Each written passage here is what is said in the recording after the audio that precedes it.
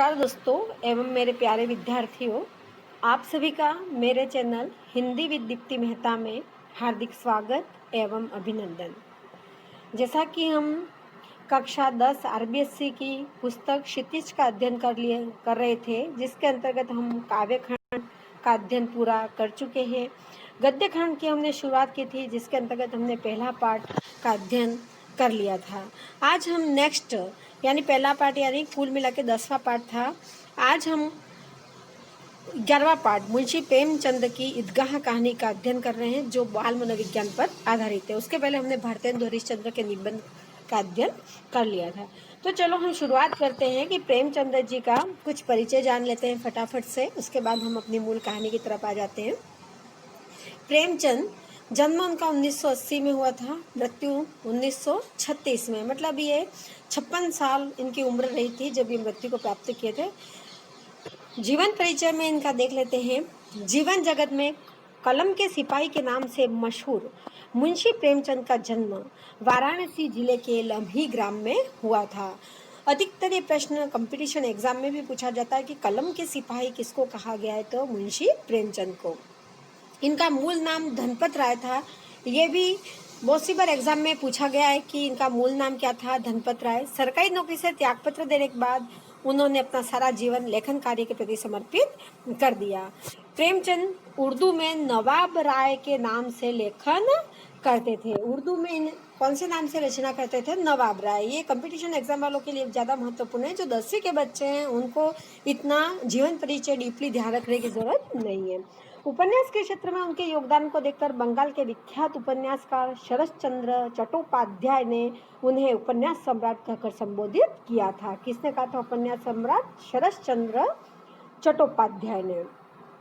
प्रेमचंद्र ने अपने साहित्य में किसानों, दलितों, नारियों की वेदना और वर्ण व्यवस्था की कुरीतियों का मार्मिक चित्रण किया है।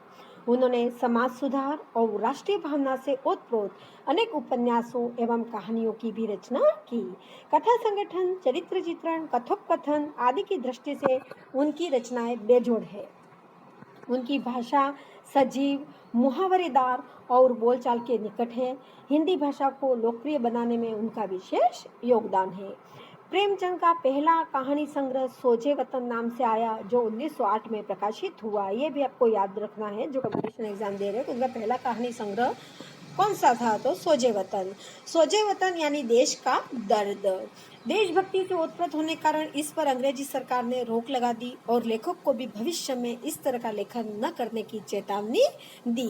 इसके कारण उन्हें अपना नाम बदल कर लिखना पड़ा और मरणोपरांत उनकी कहानियां मानसरोवर नाम से 8 खंडों में प्रकाशित हुई। अगर आपको कोई ये पूछे कि उनकी कहानियां कितने खंडों में विभक्त है, तो 8 खंडों में है और कौन से नाम से है, तो मानसरोवर नाम से। अब इनकी कुछ ऐसे तो उनकी बहुत सारी कृतियां हैं, बहुत ज़्यादा कृतियां हैं हिंदी साहित्य का। जब मैं अगर वीडियो बनाऊं तो आपको बताऊंगी, पर यहाँ कुछ 10वीं के हिसाब से कृतियां उसको आप देख लीजिएगा। कृतियां इनकी है कहानी संग्रह में मानसरोवर 8 भागों में, जिसमें उनकी सारी कहानियां हैं। उपन्यास में निर्मला, सेवा सदन, प्रेमाश्रम, रंगभूमि, कर्मभूमि, गोदान, गमन, बहुत सारे उपन्यास है। पर ये प्रमुख जो उपन्यास है इसका नाम यहाँ पर दे रखा है। नाटक इनके हैं करबला और संग्राम, और पत्रिका इनकी माधुरी, हंस, मर्यादा और जागरण, ये इनकी पत्रिका है। अब हम हमारे पाठ परिचय की तरफ आते हैं। हमारा जो पाठ परिचय है उसको जान लेते हैं। देखो, पाठ परिचय ईदगाह। ईदगाह हमारी यहाँ पर कहानी है। मुंशी प्रेमचंद की बाल मनोविज्ञान को चरितार्थ करने वाली एक प्रतिनिधि कहानी है। कौन से विज्ञान को? बाल मनोविज्ञान को चरितार्थ करती कहानी है। इस कहानी में ईद जैसे मुसलमानों का एक त्यौहार आता है जो ईद होती है, तो उस ईद जैसे महत्वपूर्ण त्यौहार को आधार बनाकर ग्रामीण मुस्लिम जीवन का सुंदर चित्र प्रस्तुत किया गया यहाँ पर, कि एक तरह मुस्लिम बालक होता है, वो किस तरह से अपनी समझदारी से काम करता है। अभाव उम्र के पूर्व बच्चों में कैसे बड़ों जैसी समझदारी पैदा कर देता है, और यह इस कहानी में हामिद के चरित्र के से साफ जाहिर होता है। यहाँ मेन पात्र जो ईदगाह कहानी का है वो हामिद नामक एक बालक है, मुस्लिम बालक है। मेले में हामिद अपनी हर इच्छा पर संयम रखने में विजयी होता है। साथ ही रुस्तम में हिंद चिमटे के माध्यम से प्रेमचंद्र ने श्रम के सौंदर्य एवं महत्व को भी उद्घाटित किया है। चित्रात्मक भाषा की दृष्टि से भी यह कहानी अनूठी है। चलो हम हमारी मूल कहानी की तरफ बढ़ते हैं। ईदगाह देखो, ईदगाह कहानी। रमजान के पूरे 30 रोजों के बाद ईद आई, यानी रमजान के पूरे 30 रोज रखने के बाद ईद मनाई जाती है। कितना मनोहर, कितना सुहावना प्रभात है। प्रभात मतलब सुबह है। वृक्षों पर कुछ अजीब हरियाली है, खेतों में कुछ अजीब रौनक है, आसमान पर कुछ अजीब लालिमा है। आज का सूर्य देखो कितना प्यारा, कितना शीतल है, मानो संसार को ईद की बधाई दे रहा है। गांव में कितनी हलचल है। ईदगाह जाने की तैयारी हो रही है। किसी के कुर्ते के बटन नहीं है, पड़ोस के घर से सुई धागा लेने दौड़ा जा रहा है।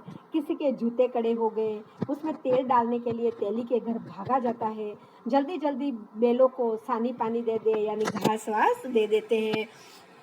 ईदगाह से लौटते लौटते दोपहर हो जाएगी। 3 कोस का पैदल रास्ता, फिर सैकड़ों आदमियों से मिलना भेटना। दोपहर से पहले लौटना असंभव है। लड़के सबसे ज़्यादा पसंद है। किसी ने एक रोज़ा रखा, वह भी दोपहर तक, किसी ने वह भी नहीं, लेकिन ईदगाह जाने की खुशी उनके हिस्से की चीज़ है। रोजे बड़े बूढ़ों के लिए होंगे। रोजे जो है वो बड़े बूढ़े रखते हैं, बाल छोटे बच्चे कम रखते हैं। पर ईद में जाने की जो खुशी है वो बहुत, ईदगाह में जाने की जो मेला लगता है तो उसमें जाने की अत्यधिक खुशी है। और खुशी के मारे सब इधर उधर दौड़ रहे हैं। कोई तो बटन लगाने में दौड़ रहा है, तो कोई जूते ठीक करने में दौड़ रहा है, कि बहुत खुशी है। और उस दिन मानो उन सबको ऐसा लग रहा है कि जैसे आज का सूर्य कुछ अलग तरह का उगा है, और वो बड़े आनंदित होकर जाने की तैयारी, ईदगाह जाने की तैयारियां कर रहे हैं। उनके लिए तो ईद है, रोज ईद का नाम रटते आज वह आ गई। जब भी कोई त्योहार आता है तो सबको बहुत खुशी होती है, भले वो किसी भी वर्ग से हो। अब जल्दी पड़ी है कि लोग ईदगाह क्यों नहीं चलते। इन्हें गृहस्थी की चिंताओं से क्या प्रयोजन। सवैयों के लिए दूध और शक्कर घर में है या नहीं, इनकी बला से ये तो सवैये खाएंगे। यानी बच्चों को क्या मतलब कि घर में क्या सामान है क्या नहीं है, उनको तो सवैया खाने से मतलब। ऐसे कहा जाता है कि ईद के दिन सवैया बनाया जाता है तो बहुत ही टेस्टी बनता है। तो सवैया खाने की उनको तो खुशी रहती है, उनको है सामान नहीं है, उनसे बच्चों को कोई लेना देना होता नहीं है। वह क्या जाने कि अब्बा जान क्यों बदहवास चौधरी कायम अली के घर दौड़े जा रहे हैं। उन्हें क्या खबर कि चौधरी आज आंखें बदल ले, यानी व्यवहार में परिवर्तन कर लेना होता है। आंखें बदल ले तो ये सारी ईद मुहर्रम हो जाए। उनकी अपनी जेबों में तो कुबेर का धन भरा हुआ है। बार बार जेब से अपना खजाना निकाल कर गिनते और खुश होकर फिर रख देते हैं। मोहब्बत गिनता है 1 2 10 12, यानी बच्चे अपनी जेब में जो सिक्के होते हैं उसको बार बार गिनते रहते हैं और खुशी मनाते रहते हैं कि हम ईदगाह में जाएंगे तो हम ये खरीदेंगे वो खरीदेंगे, हमारी जेब में इतने पैसे, और इस तरह से वो खुश होते रहते हैं। उनको क्या मतलब कि घर में क्या सामान है क्या नहीं है, या लेखक क्या ना जा रहा है। उनके पास 12 पैसे हैं। मोहसिन के पास 1 2 3 8 9 15 पैसे हैं। इन्हीं अगिनत पैसों से अनगिनती चीजें लाएंगे, खिलौने, मिठाइयाँ, बिगुल, गेंद और न जाने क्या क्या, यानी क्या क्या चीजें उन थोड़े से पैसों के लिए वो बच्चे ले आएंगे। और सबसे ज्यादा प्रसन्न है हामिद। अब हमारे मेन पात्र का नाम आता है हामिद। वह 4-5 साल का गरीब सूरत दुबला पतला लड़का, जिसका बाप गत वर्ष हैजे की भेंट हो गया। उस समय जैसा अभी कोरोना फैला हुआ है, उस समय हैजा फैला हुआ करता था, और थोड़े समय पहले उसके पिताजी की हैजे में मृत्यु हो गई थी। और माँ न जाने क्यों पीली होती होती एक दिन मर गई। किसी को पता न चला क्या बीमारी है। माँ भी एक दिन शरीर पूरा पीला पड़ गया और मर गई थी। किसी को पता ही नहीं चला था कि क्या बीमारी थी। कति भी तो कौन सुनने वाला था। दिल पर जो कुछ बीतती थी वह दिल में ही सहती थी, और जब सहा न गया तो संसार से विदा हो गई। यानी हामिद नाम का बालक है, उसके माता और पिता दोनों संसार से विदा हो गए थे। वह असहाय था, अकेला था। अब हामिद अपनी बूढ़ी दादी अमीना की गोद में सोता है। हामिद के अकेला पास में कौन था, उसकी बूढ़ी दादी थी अमीना। और उतना ही प्रसन्न है। उसके अब्बा जान रुपये कमाने गए हैं, बहुत सी थैलियाँ लेकर आएंगे। अम्मी जान अल्लाह मियाँ के घर से उसके लिए बड़ी बड़ी अच्छी अच्छी चीज़ें लाने गई है। वो छोटा था, उसको पता नहीं चलता था कि मेरे अम्मा और अब्बा और अम्मी मर गए हैं। तो उसकी दादी उसको समझाया करती थी कि तुम्हारे अब्बा तो पैसे कमाने गए तो बहुत जल्द लौटेंगे, और तुम्हारी मम्मी भी अल्लाह मियाँ के वहाँ पर गई हुई है तुम्हारे लिए अच्छी अच्छी चीज़ें लाने। तो वो छोटा बालक था तो वो समझ जाया करता था और बस वही सोचता रहता था कि मेरे अब्बा मियाँ कब कमा के आएंगे। तो इस हिसाब से वो हमेशा प्रसन्न रहता था। इसलिए हामिद प्रसन्न है। आशा तो बड़ी चीज़ है, फिर बच्चों की आशा। हर कोई आशा बांध कर जीता है संसार में, तो बच्चों को तो आशा ज़्यादा ही रहती है। उनकी कल्पना तो राई का पर्वत बना देती है। राई छोटी होती है, उससे पर्वत बनाना यानी किसी भी बात को बड़ा चढ़ा कर कहना। हामिद के पाँव में जूते नहीं हैं, सिर पर एक पुरानी धुरानी टोपी है जिसका गोटा काला पड़ गया है, फिर भी वह प्रसन्न है। जब उसके अब्बा जान थैलियों और अम्मी जान नियामतें लेकर आएगी तो वह दिल के अरमान निकाल देगा, यानी अपनी ख्वाहिशें पूरी कर लेगा। तब देखेगा महमूद, मोहसिन, नूरे और सम्मी कहाँ से उतने पैसे निकालेंगे। यानी वो सब सोचता है कि मेरे जब अब्बा अम्मी आएंगे मैं ये करूँगा वो करूँगा, तब मेरे दोस्तों के पास इतने सारे कहाँ से पैसे आएंगे। यानी वो एक आशा बंदी रहती है, तो कल्पना करता है। अभागिन अमीना अपनी कोठरी में बैठी रो रही है। अमीना दादी जी को तो पता है कि भाई इसके मम्मी पापा की मृत्यु हो गई है, तो वो रोती अंदर बैठकर, और बच्चा है तो खुश होता है। आज ईद का दिन और उसके घर में दाना नहीं है। यानी दादी इस बात के लिए रो रही है कि आज ईद है और घर में खाना पकाने के लिए कुछ भी नहीं है। आज आबिद होता, उसके पिताजी जो है अमीना के बेटा आबिद होता, तो क्या इसी तरह ईद आती और चली जाती। इस अंधकार और निराशा में वह डूबी जा रही थी। किसने बुलाया था इस निगोड़ी ईद को। वो कहती है कि क्यों ईद आई होगी, किसने बुलाया था इस निगोड़ी ईद को। इस तरह से वो अपने अंदर अंदर कोसती है। इस घर में उसका काम नहीं, लेकिन हामिद, उसे किसी के मरने जीने से क्या मतलब। उसके अंदर प्रकाश है, बाहर आशा। विपत्ति अपना सारा दल बल लेकर आए, हामिद की आनंद भरी चितवन उसका विध्वंस कर देगी। यानी यहाँ पर जो है वो सारा सोचती है कि ऐसा क्यों हुआ, ईद क्यों आई, है ना। चितवन मतलब किसी की ओर देखने का ढंग होता है, दृष्टि होती है। तो हामिद तो आनंद से भरी दृष्टि से, चितवन मतलब दृष्टि से, आनंद भरी दृष्टि से देखता है। उसको क्या पता कि वह कब आएगी। हामिद भीतर जाकर दादी से कहता है, तुम डरना नहीं अम्मा, मैं सबसे पहले आऊँगा, बिल्कुल न डरना। अमीना का दिल कचोट रहा है। गांव के बच्चे अपने अपने बाप के साथ जा रहे हैं। हामिद का अमीना के सिवा और कौन है। उसे कैसे अकेले में ले जाने दे। उस भीड़ भाड़ में बच्चा कहीं खो जाए तो क्या हो। नहीं, अमीना उसे यूँ न जाने देगी। नन्ही सी जान 3 कोस चलेगा कैसे, पैर में छाले पड़ जाएंगे, जूते भी नहीं हैं। वह थोड़ी थोड़ी दूर पर उसे गोद ले लेगी, लेकिन यहाँ सवैया कौन पकाएगा। पैसे होते तो लौटते लौटते सब सामग्री जमा करके चटपट बना लेती। यहाँ तो घंटों चीज़ें जमा करते लगेंगे।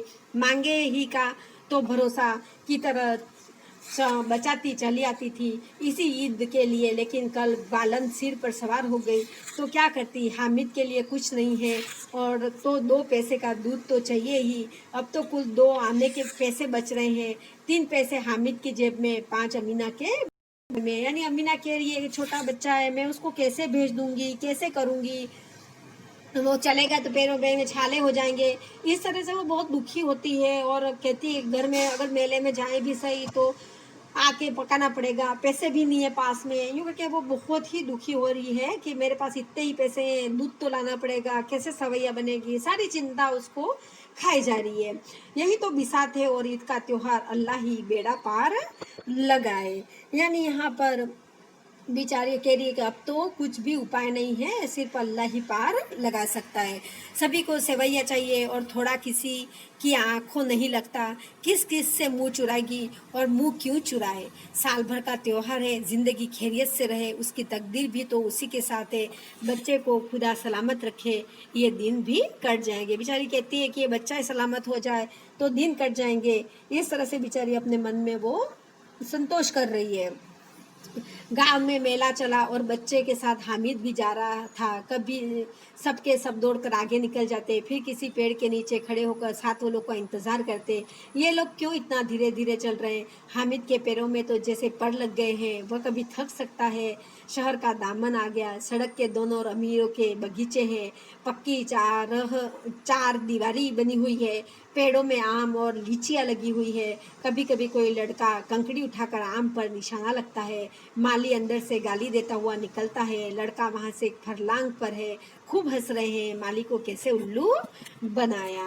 बच्चे हैं, अपनी तरह की मस्तियाँ करते ही है, उसी तरह ये सारे भी बच्चे मस्तियाँ कर रहे हैं। बड़ी बड़ी इमारतें आने लगी, यह अदालत है, यह कॉलेज है, यह क्लब घर है। इतने बड़े कॉलेज में कितने लड़के पढ़ते होंगे? सब लड़के नहीं हैं जी, बड़े बड़े आदमी हैं। सच, उनकी बड़ी बड़ी मूछें हैं, इतने बड़े हो गए अभी तक पढ़ने जाते हैं। न जाने कब तक पढ़ेंगे और क्या करेंगे इतना पढ़कर। हामिद के मदरसे में 2-3 बड़े बड़े लड़के हैं, बल्कि 3 कौड़ी के, रोज मार खाते हैं, काम से जी चुराने वाले। इस जगह भी उसी तरह के लोग होंगे। और क्या क्लब घर में जादू होता है? सुना है यहाँ मुर्दे की खोपड़ियाँ दौड़ती है और बड़े बड़े तमाशे होते हैं, पर किसी को अंदर नहीं जाने देते। और यहाँ शाम को साहब लोग खेलते हैं, बड़े बड़े आदमी खेलते हैं, मूछो दाढ़ी वाले, और मैमे भी खेलती है। सच, हमारी अम्मा को वह दे दो, क्या नाम है, बेट, तो उसे पकड़ ही न सके, घुमाते ही लुढ़क न जाए। मोहम्मद ने कहा, हमारी अम्मी जान का तो हाथ कांपने लगे, अल्लाह कसम। मोहसिन बोला, अम्मी मनो आटा पीस डालती है, जरा सा बेट पकड़ लेगी तो हाथ कांपने लगे। सैकड़ों घड़े पानी रोज निकालती है, 5 घड़े तो मेरी भैंस पी जाती है। किसी मेम को 1 घड़ा पानी भरना पड़े तो आंखों तले अंधेरा आ जाए। सभी बच्चे यहाँ अपने अपनी बातें कर रहे हैं कि कोई ये करेगा, कोई वो करेगा, कोई वो करेगा, तो इसकी मम्मी ऐसा कर देगी, इसकी मम्मी ऐसा कर देगी। इस तरह से आपस में वार्तालाप कर रहे हैं बच्चे हैं वो, कि मैम को इतना काम नहीं करना पड़ता जितना मेरी अम्मा करती है। आगे चले, हलवाइयों की दुकान शुरू हुई, आज खूब सजी हुई है। इतनी मिठाइयाँ कौन खाता है? देखो ना, एक एक दुकान पर मनो होगी। सुना है रात को जिन्नात आकर खरीद ले जाते हैं। अब्बा कहते हैं कि आधी रात को एक आदमी हर दुकान पर जाता है और जितना माल बचा होता है वो तुलवा देता है और सचमुच के रुपये देता है। बिल्कुल ऐसे ही रुपये। हामिद को यकीन ना आया, ऐसे रुपये जिन्नात को कहाँ से मिल जाएंगे? मोहसिन ने कहा, जिन्नात को रुपये की क्या कमी? जिस खजाने में चाहे चले जाए, लोहे के दरवाजे तक उन्हें नहीं रोक सकते। जनाब आप हैं किस फेर में? हीरे जवाहरात तक उसके पास रहते हैं। जिससे खुश हो गए उसे टोकरो जवाहरात दे दिए। अभी यही बैठे हैं, 5 मिनट में कलकत्ता पहुंच जाए। हामिद ने फिर पूछा, जिन्नात बहुत बड़े बड़े होते होंगे? हामिद छोटा था, उसको पता नहीं था बेचारा, इस तरह से वो क्वेश्चन किए जा रहा था। मोहसिन, एक एक आसमान के बराबर होता है जी। बच्चों की बातें देखो कितनी सुहावनी है। जमीन पर खड़ा हो जाए तो उसके सिर आसमान से जा लगे, यानी आसमान से तो किसी का सिर लगता नहीं है, नहीं इतना ऊंचा उसका कद है। मगर चाहे तो एक लोटे में घुस जाए। हामिद, लोग उन्हें कैसे खुश करते होंगे? कोई मुझे वह मंत्र बता दे तो एक जिन्न को खुश कर लूं। मोहसिन, अब यह तो मैं नहीं जानता, लेकिन चौधरी साहब के काबू में बहुत से जिन्नात थे। कोई चीज चोरी हो जाए, चौधरी साहब उसका पता लगा लेंगे और चोर का नाम भी बता देंगे। जुमराती का बचवा उस दिन खो गया था, 3 दिन हैरान हुए, कहीं ना मिला।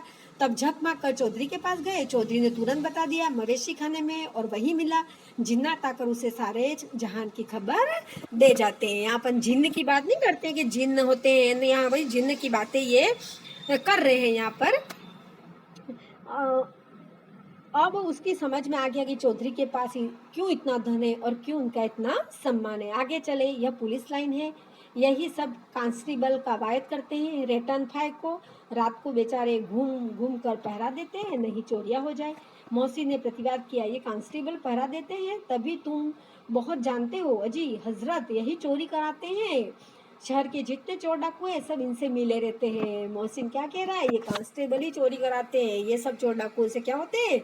मिले हुए होते हैं। रात को ये लोग चोरों से तो कहते हैं चोरी करो, और आप दूसरे मोहल्ले में जाकर जागते रहो पुकारते हैं, तभी इन लोगों के पास इतने रुपये आते हैं। छोटे छोटे बच्चों की बातें देखो, बड़ी सुहावनी सी है। तो बच्चे कह रहे हैं यही चोरी कराते हैं। एक मोहल्ले में कहते हैं चोरी करो, दूसरे मोहल्ले में जाके कहते हैं जागते रहो। इस तरह से ये मिले हुए होते हैं ताकि इनके पास बहुत सारे पैसे आ जाए। मेरे मामू एक थाने में कांस्टेबल है, 20 रुपया महीना पाते हैं, लेकिन 50 रुपये घर भेजते हैं। अल्लाह कसम, मैंने एक बार पूछा था कि मामू आप इतने रुपये कहाँ से पाते हैं? हंस कर कहने लगे, बेटा अल्लाह देता है। फिर आप ही बोले, हम लोग चाहे तो एक दिन में लाखों मार लाए, हम तो इतना ही लेते हैं जिससे अपनी बदनामी न हो और नौकरी न चली जाए। हाबी ने पूछा, ये लोग चोरी करवाते हैं तो उन्हें कोई पकड़ता नहीं? मोहसिन उनके नादानी पर दया दिखाकर बोला, अरे पागल, इन्हें कौन पकड़ेगा? पकड़ने वाले तो ये लोग खुद है। लेकिन अल्लाह इन्हें सजा भी खूब देता है। हराम का माल हराम में जाता है, बिल्कुल हराम का माल अगर खाओगे तो हराम में जाएगा। बिना मेहनत का पैसा है वो बिना में अच्छी दवाइयों में यूं ही निकल जाता है। थोड़े दिन हुए मामू के घर में आग लग गई, सारी ले पूंजी जल गई, एक बर्तन तक न बचा। कई दिन पेड़ के नीचे सोए, अल्लाह कसम पेड़ के नीचे फिर से न जाने कहाँ से एक सौ कर्ज लाए और बर्तन भांडे आए। यानी वो कह रहे हैं कि देखो अगर चोरी का माल होता है, चोरी इसी तरह से अनर्थ रूप से चला जाता है। मामू भी पैसे खाते थे तो उसके घर में आग लग गई। इसलिए हमें इस तरह से चोरी से पैसे कभी नहीं लेने चाहिए। भगवान जितना हमें कमाई के रूप में देता है, हम जितना कर्म करते हैं उतने ही पैसे हमको मिले तो वो सही उपयोग में आते हैं, नहीं तो ऐसी पूंजी है वो बेकार रूप से चली जाती है। हामिद 100 तो 50 से ज़्यादा होते हैं। कहाँ 50, कहाँ 150, एक थैली भर होता है और 100 तो 2 थैलियों में भी ना आए। देखो छोटे छोटे बच्चों की बात, उस समय उनके लिए 50 रुपये 100 रुपये बड़े महत्व के होते थे, है ना। अब बस्ती घनी होने लगी थी, ईदगाह जाने वाले की टोलियां नजर आने लगी, एक से एक भटकीले वस्त्र पहने हुए, कोई ईद के तांगे पर सवार, कोई मोटर पर। जैसे अपन मेला लगता है तो कैसे तैयार होके जाते हैं, वैसे ईदगाह भी एक ईद के अवसर पर मनाया त्योहार एक तरह का, उसमें मेला लगता है तो उसमें सब बच्चे अच्छे तैयार होके जाते हैं।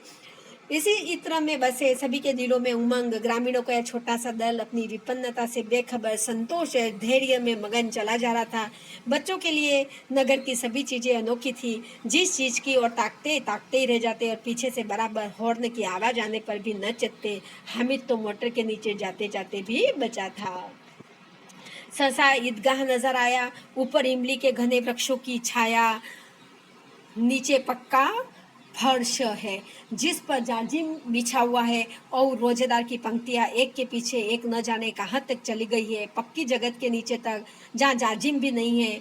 नए आने वाले आकर पीछे की कतार में खड़े हो जाते हैं, आगे जगह नहीं है, यहाँ कोई धन और पद नहीं देखता। इस्लाम की निगाह में सब बराबर होते हैं, भगवान की निगाह में हमेशा सब बराबर होते हैं। कोई किसी का कद ऊंचा और नीचा नहीं होता है, वो मनुष्य करता है ये ऊंचा ये नीचा, भगवान के लिए सब बराबर होते हैं। इन ग्रामीणों ने भी वजू किया और पिछली पंक्ति में खड़े हो गए। कितना सुंदर संचालन है, कितनी सुंदर व्यवस्था। लाखों सिर एक साथ सिजदे में झुक जाते हैं, नमाज पढ़ते हैं, सब एक साथ सिर झुकाते हैं ना, फिर सबके सब एक साथ खड़े हो जाते हैं, एक साथ झुकते हैं और एक साथ घुटनों के बल बैठ जाते हैं। ये नमाज अदा करने की एक रस्म है कि नमाज अदा किस तरह से करते हैं, कैसे झुकते हैं, कैसे खड़े होते हैं, तो सब एक साथ उसी प्रक्रिया को अपना रहे।